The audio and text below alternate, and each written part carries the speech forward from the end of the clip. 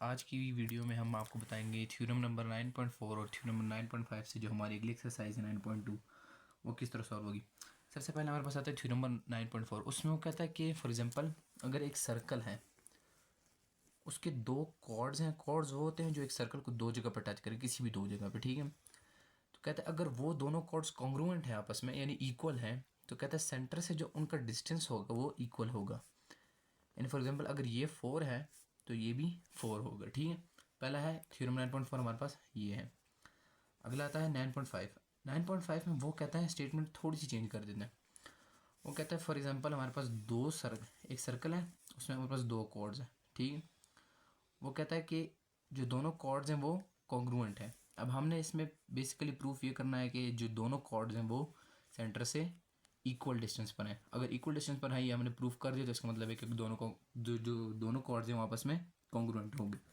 फिर इसके आगे दो करोलरीज हैं। करोलरीज वो होती हैं हमारे पास जो मतलब कि जो एक थ्योरम होता है उसी से डिराइव्ड होती हैं और शॉर्ट से बड़ी इजीली सॉल्व हो जाती हैं। फॉर एग्जांपल आप पढ़ेंगे, इसमें ये कहता है कि अगर दो कॉर्ड्स हैं एक सर्कल के, अगर वो दोनों अनइक्वल हैं तो इसका मतलब कि जो ज़ाहिर सी बात है, देखें ना, फॉर एग्जांपल ये एक सर्कल का सेंटर है, दो कॉर्ड्स हैं, तो वो कहता है अगर दोनों कॉर्ड अनइक्वल हैं तो जो सबसे बड़ा वाला कॉर्ड होगा वो नियरर टू द सेंटर होगा और जो छोटा कॉर्ड होगा वो दूर होगा।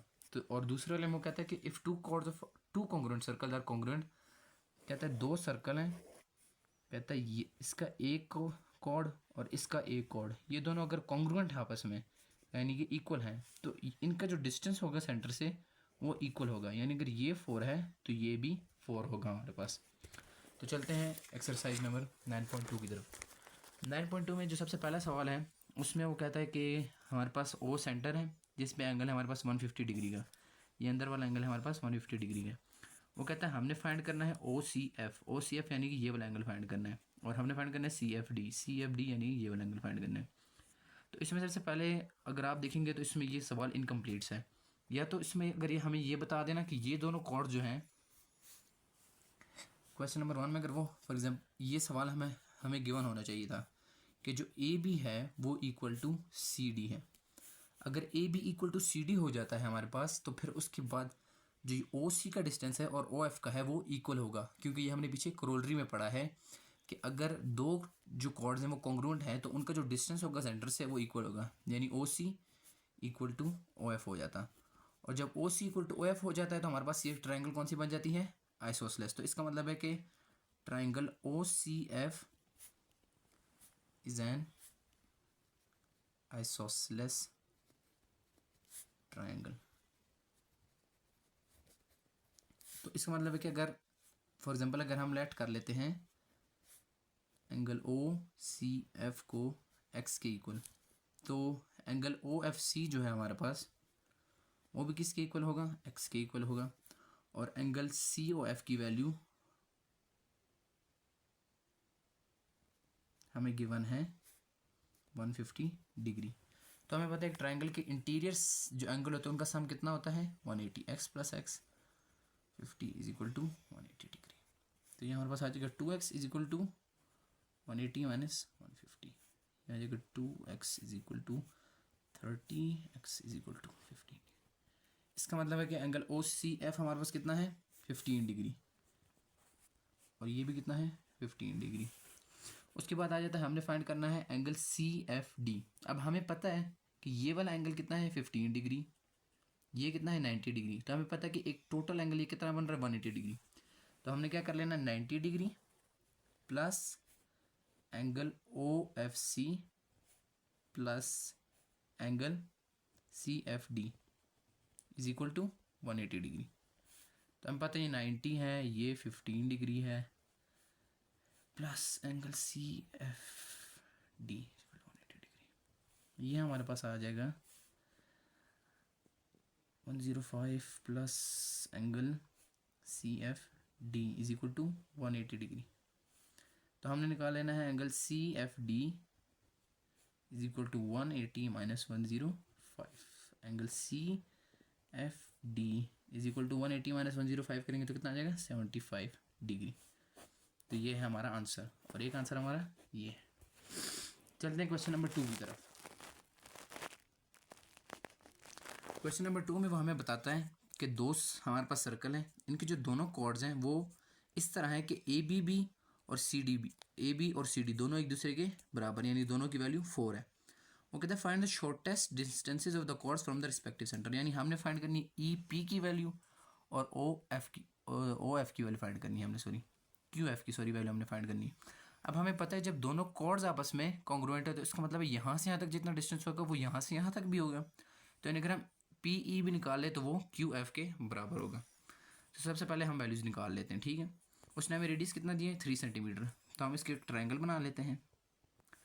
अब इसकी क्या वैल्यू होगी 3, क्योंकि ये यहाँ से लेके यहाँ तक का डिस्टेंस क्या होता है रेडियस। अब उसने हमें ए बी की लेंथ दी थी 4, ये टोटल होगी 4, तो इसको हम डिवाइड बाई 2 करेंगे क्योंकि ये परपेंडिकुलर है, मिड से इसको डिवाइड करें तो ये कितनी हो जाएगी 2। अब ये कितने का एंगल बन गया 90 डिग्री का एंगल बन गया। तो हमें पता है कि जो 90 डिग्री के ऑपोजिट वाली साइड होती है उसको हम क्या कहते हैं हाइपोटेनस, ठीक है। ये होगी हाइपोटेनस, ये होगी बेस। तो अब हमने लगाना है फार्मूला, कौन सा formula, some people have curly brown hair through proper brushing. आप लोगों के लिए लिख देता हूँ, some people have curly brown hair through proper brushing. तो अभी हमने इसमें हमारे पास कौन कौन सी वैल्यूज़ गिवन है, हमारे पास एक गिवन है हाइपोटेनस और दूसरी वैल्यू हमारे पास गिवन है बेस की। तो हम देखते हैं इसमें हाइपोटेनस और बेस हमारे पास कहाँ लगता है। हाइपोटेनस और बेस हमारे पास लगता है कॉस थीटा में।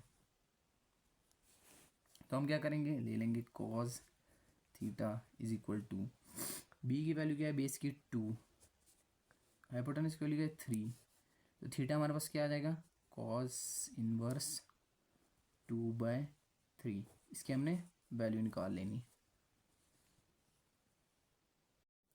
हाँ जी, तो ये एंगल हमारे पास कितना आ जाएगा 90 डिग्री, जिससे हमारे पास प्रूव हो गया है कि ये हमारे पास कौन सी ट्रायंगल है, राइट एंगल ट्रायंगल है। अब हम इस पर लगा सकते हैं पाइथागोरस थ्योरम, और पाइथागोरस थ्योरम के जरिए हमें वैल्यू निकाल सकते हैं अपने पी ई की, जो हमारे पास शॉर्टेस्ट डिस्टेंस है सेंटर से लेकर। तो हम निकालते हैं पाइथागोरस थ्योरम लगाएंगे। हमारे पास पाइथागोरस थ्योरम क्या है, पाइथागोरस थ्योरम हाइपोटेनस का square is equal to perpendicular का स्क्वायर प्लस बेस का स्क्वायर। हमारे पास हाइपोटेनस कितना है 3, सो 3 का square is equal to perpendicular हमने निकालना है प्लस बेस कितनी है 2 का स्क्वायर, 3 का square 9 is equal to P square plus 2 का square is 4, so 9 minus 4 is equal to P square, so P square is equal to 5 and the value of perpendicular is √5। तो ये आ गया हमारा question number 2 का answer, ठीक है। अब यही डिस्टेंस हमारे पास सेम होगा क्यू से लेके एफ तक। तो ये आप लोगों ने लिख देना है कि since A B is equal to या congruent C D, therefore P E is equal to QF which is equal to √5, ठीक है सेंटीमीटर। चलते हैं क्वेश्चन नंबर 3 की तरफ। क्वेश्चन नंबर 3 में हमें बताता है कि हमने डिस्टेंस फाइंड करना है यहाँ से लेके यहाँ तक का, पी क्यू और आर एस के दरमियान जो डिस्टेंस है वो हमने फाइंड करना है। उसने हमें वैल्यू दे दी है पी क्यू की कि वो कितना है 6, आर एस हमारे पास कितना है 8 और रेडियस हमारे पास कितना है 5। तो सिंपल सा है, जिस तरह मैंने पिछली दफ़ा किया था, सबसे पहले अगर प्रूफ करना है तो हमें प्रूफ कर देंगे। इसमें प्रूफ करने की ज़रूरत नहीं क्योंकि इसमें उसने खुद ही एंगल बनाया हुआ था, इसका मतलब ये राइट एंगल ट्रायंगल है। पिछले वाले में नहीं था तो हमने प्रूफ किया था कि वो 90 डिग्री। इसमें हम क्या करेंगे, हमने अपने पहले ये वाली लेंथ निकालेंगे और ये वाली। अब इसमें ये दोनों क्योंकि इक्वल नहीं है तो इसका मतलब जाहिर सी बात है कि एक का डिस्टेंस कम होगा एक का ज़्यादा होगा, जिस तरह हमने थ्योरम में पढ़ा था। तो चले सबसे पहले निकालते हैं वैल्यूज़। क्वेश्चन नंबर 3, सबसे पहले हम निकाल लेते हैं जे ए की वैल्यू, टी ए की वैल्यू निकाल लेते हैं सबसे पहले। तो उसमें हमारे पास बेस कितनी है 3, हाइपोटेनस कितना है हमारे पास 5, तो पाइथागोरस थ्योरम लगेगा।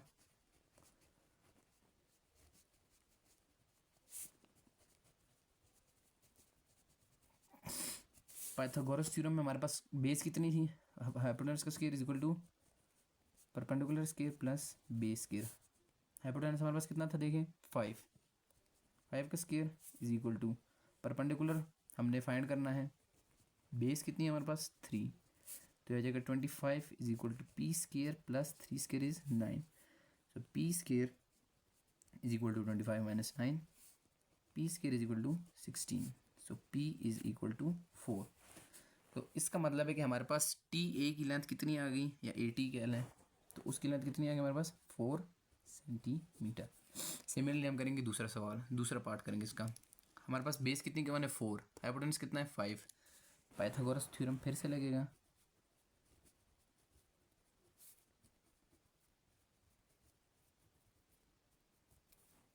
हमारे पास पाइथागोरस थ्योरम में होता है हाइपोटेनस का square is equal to perpendicular का स्क्वायर प्लस बेस का स्क्वायर।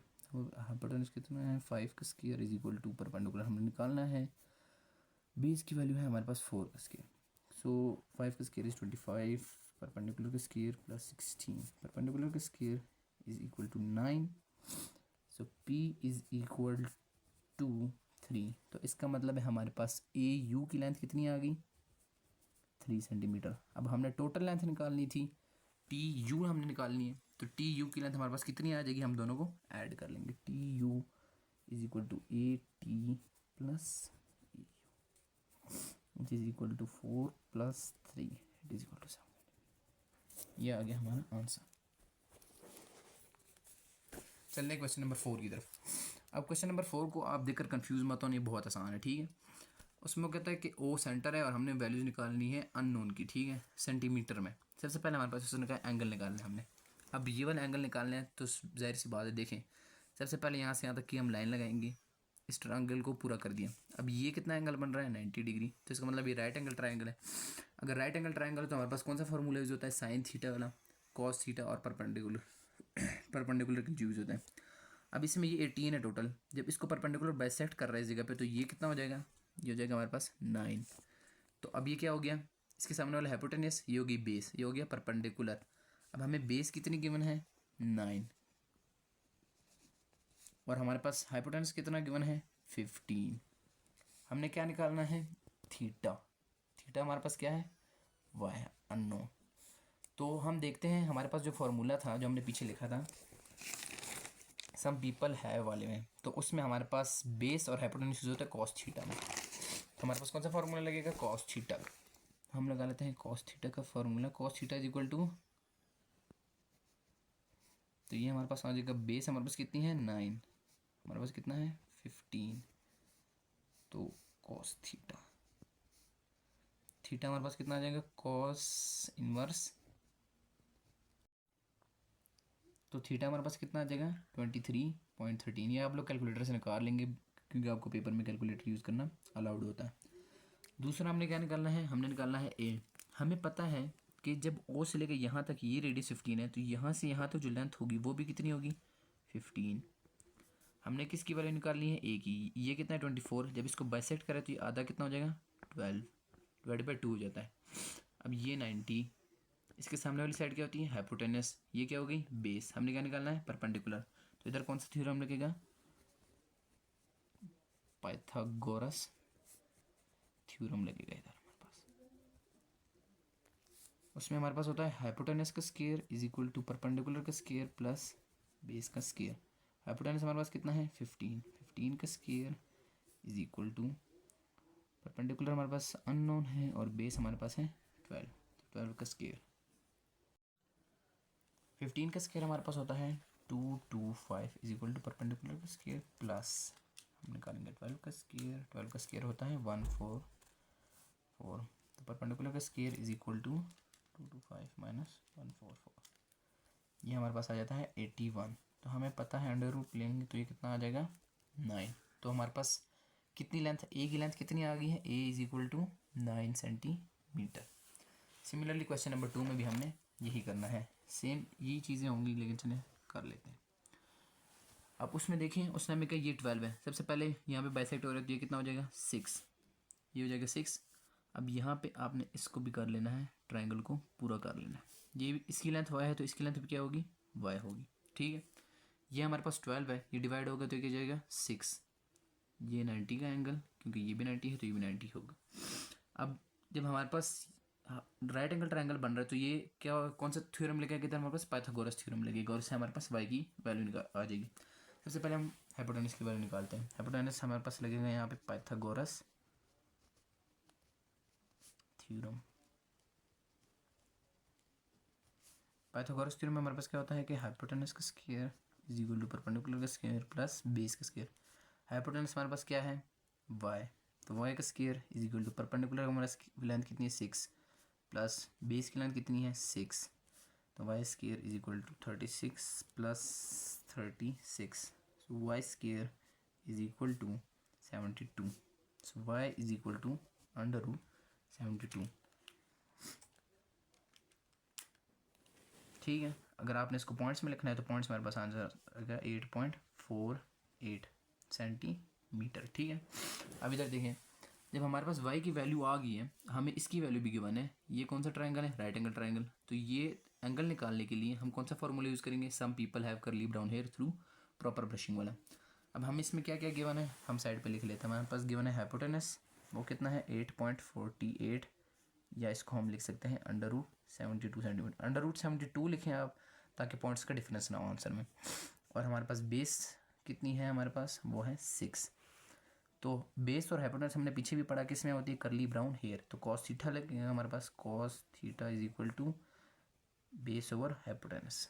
ठीक है, तो बेस हमारे पास कितनी है 6, हाइपोटेनस कितना हमारे पास अंडर रूट 72, तो थीटा हमारे पास कितना आ जाएगा, cos inverse 6 over under root 72। तो ये हम ले लेंगे इसका cos inverse 6 over under root 72।